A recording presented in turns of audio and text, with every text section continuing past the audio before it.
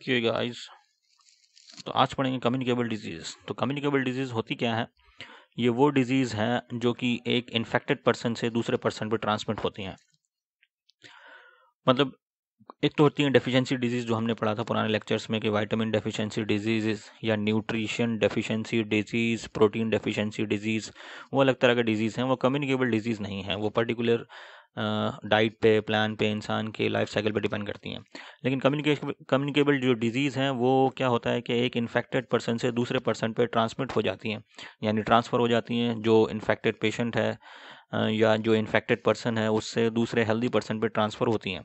अब mode of transfer कई सारे होते हैं। इसमें डायरेक्ट कांटेक्ट भी हो सकता है थ्रू हैंड शेक और फिजिकल कांटेक्ट, और तो ये डायरेक्ट कांटेक्ट होता है, या फिर थ्रू मीडियम, एयर हो गया, वाटर हो गया, या फिर फूड हो गया, इनके थ्रू हो सकता है। या फिर इनडायरेक्ट कांटेक्ट, जो इन्फेक्टेड पर्सन है उसके cloth, utensils, bedsheet, towel, wallet, उसका शेयरिंग करने से, कई बार अंडरवियर भी, शूज़, सॉक्स, उनके शेयरिंग करने से भी ये ट्रांसफ़र हो सकता है। तो ये इनडायरेक्ट कांटेक्ट है।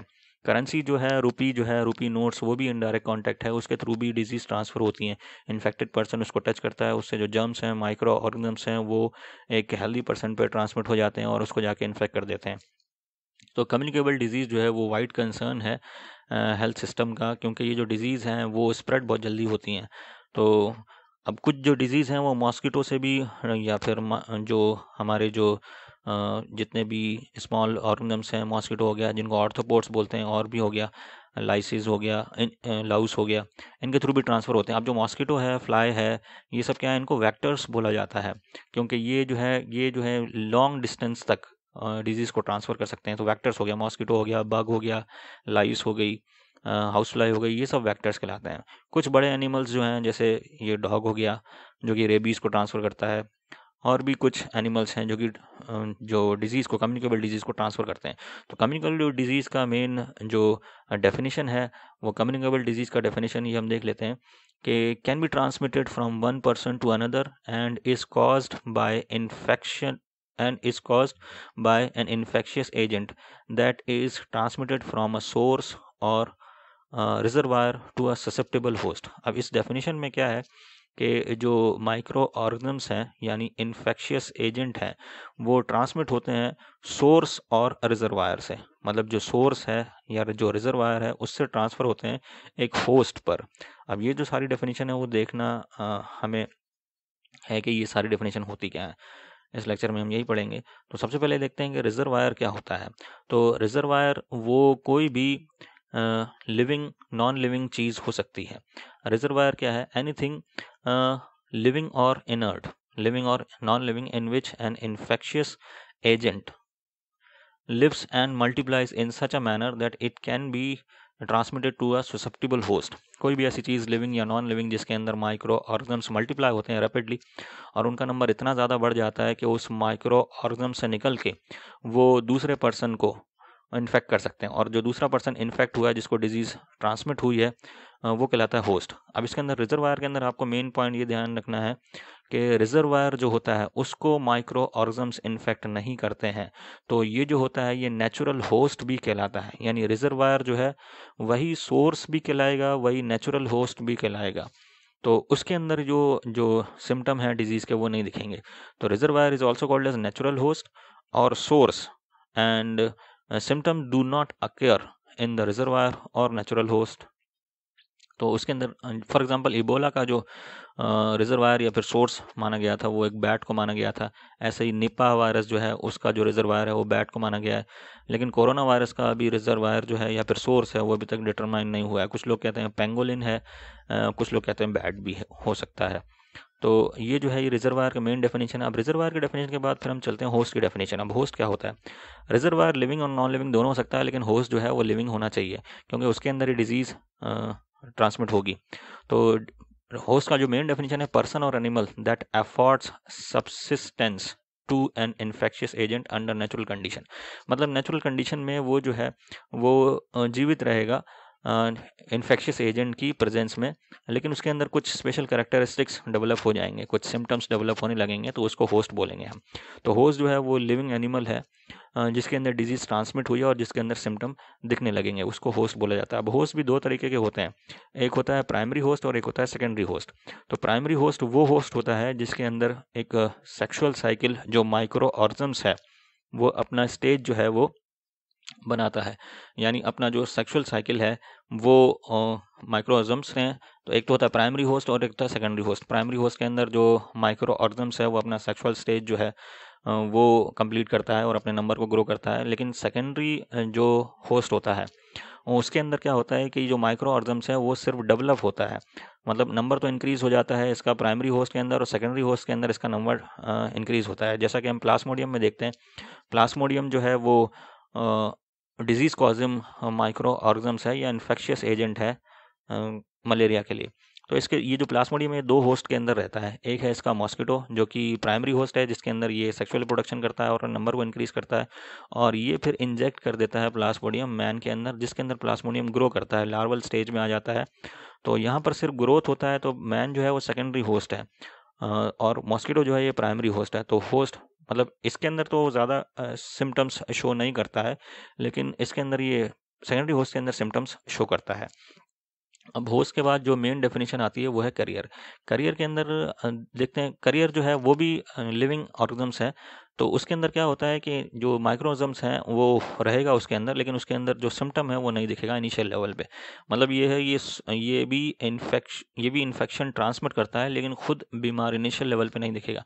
तो करियर का डेफिनेशन है पर्सन और animal that harbours a specific infectious agent. वो हार्बर करता है, वो अपने जो इन्फेक्शियस एजेंट है अपनी बॉडी के अंदर पालता है in the absence of discernible clinical disease, लेकिन उसमें कोई डिजीज नहीं पाई जाएगी इनिशियल लेवल पर, and serves as a potential source of infection.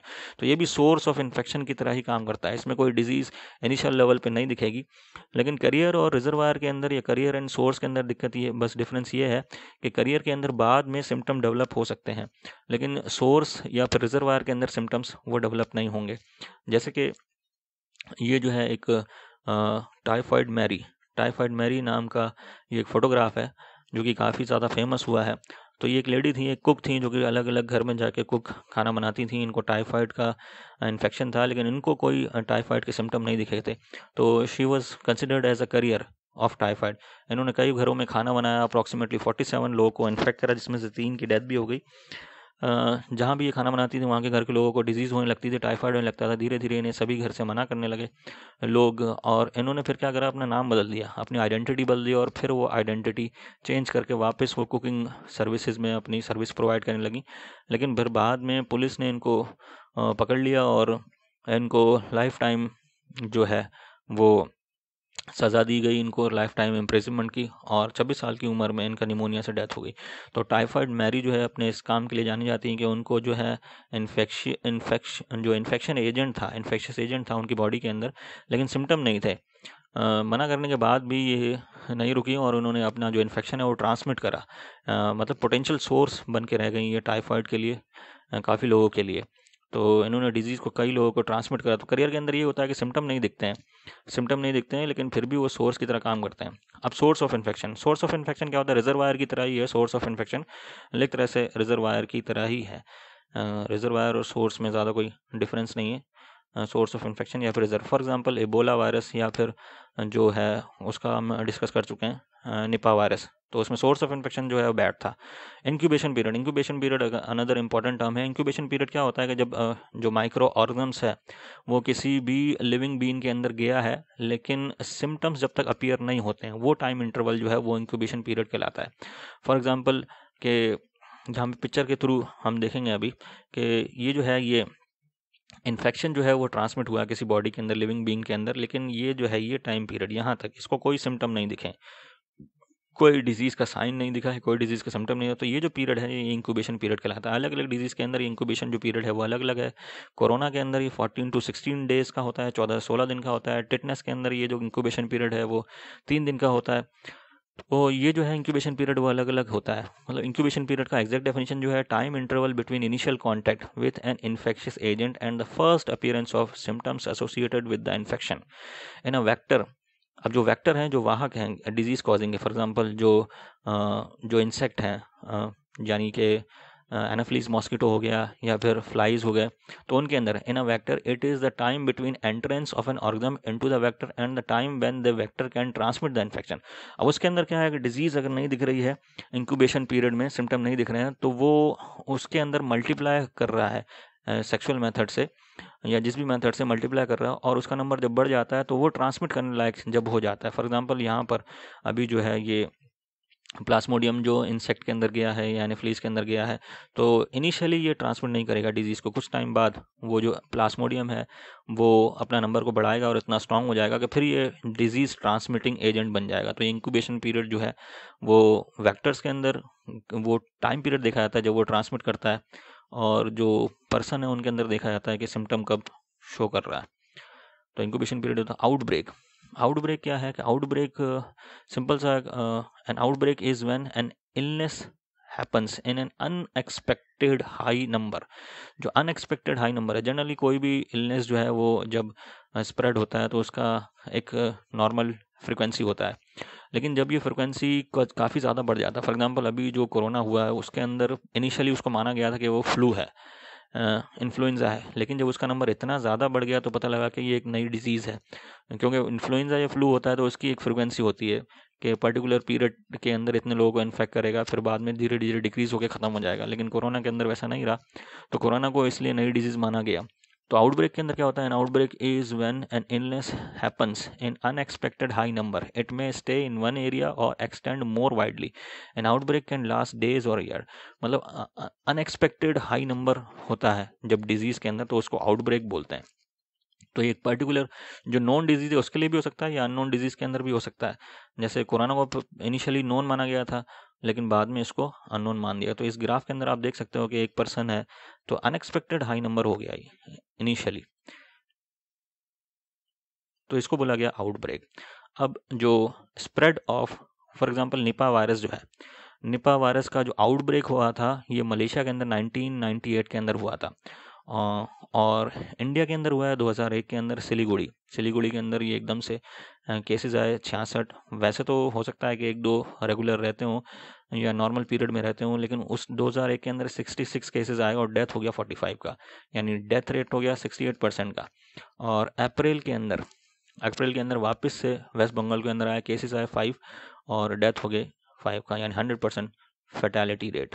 ऐसे ही मलेशिया के अंदर भी ये जो हुआ था आउटब्रेक हुआ था वो 1998 के अंदर होता है। आउटब्रेक का मतलब ये है कि नॉर्मल वैसे जो केस रहते हैं एक दो, लेकिन आउटब्रेक जब होता है जब वो नॉर्मल जो केसेस हैं उससे नंबर काफ़ी ज़्यादा बढ़ जाता है, यानी फ्रिक्वेंसी हो जाती है जो इन्फेक्टेड पर्सन की बहुत ज़्यादा हो जाती है। तो निपा वायरस जो था इनिशियली मलेशिया के अंदर आया था, इंडिया के अंदर आया था। ऐसे ही ये जो है Ebola virus democratic Republic of Congo, Congo के अंदर भी आउटब्रेक हुआ 2018 के अंदर। Now spread of disease, spread of disease के अंदर क्या होता है कि जो भी डिजीज़ होती है वो एक रीजन से दूसरे रीजन पे स्प्रेड होती है, तो इनके जो 3 टर्म है वो मोस्ट इंपॉर्टेंट है। एक है एंडेमिक, एंडेमिक डिजीज़ जो है belongs to a particular people और कंट्री।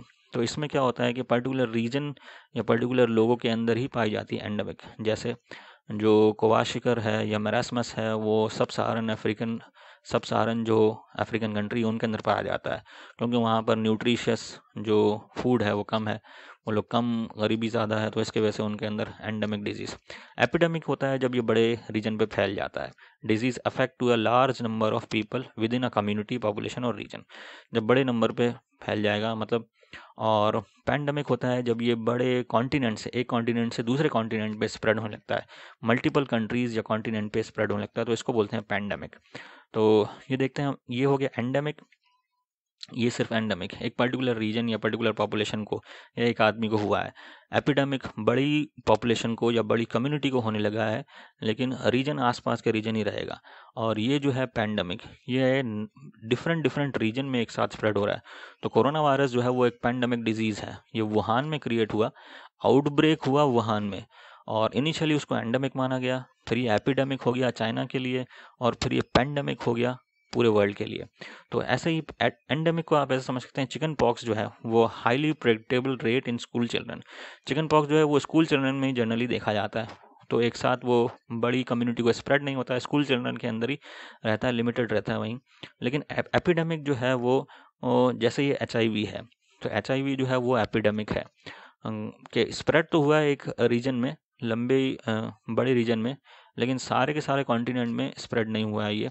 हालांकि कोई भी डिजीज़ किसी भी टाइम पे एंडेमिक से एपिडेमिक से पैंडेमिक बन सकती है। वो डिपेंड करता है उनके नंबर पे कि कितने लोगों को हुआ है। तो ऐसे ही पैंडेमिक जो है, जस्ट 500 मिलियन डेथ एनुअली लगभग। तो ये जो है मलेरिया से 500 मिलियन डेथ होती हैं। पोलियो जो है 1950 में 1950 के अंदर अमेरिका, इंडिया, इन सब के अंदर बहुत ज़्यादा बड़े लेवल पे हुआ। ऐसे ही माइल्ड फ्लू, इन्फ्लुएंजा और फ्लू जो है ये जनरली पैंडेमिक डिजीज़ ही होती हैं। तो दैट्स इट, ये था इसके लिए बस। डिजीज़ के लिए ये टर्म्स एंड डेफिनेशन समझना जरूरी था। अब आगे देखेंगे हम कुछ vector borne diseases. Thank you.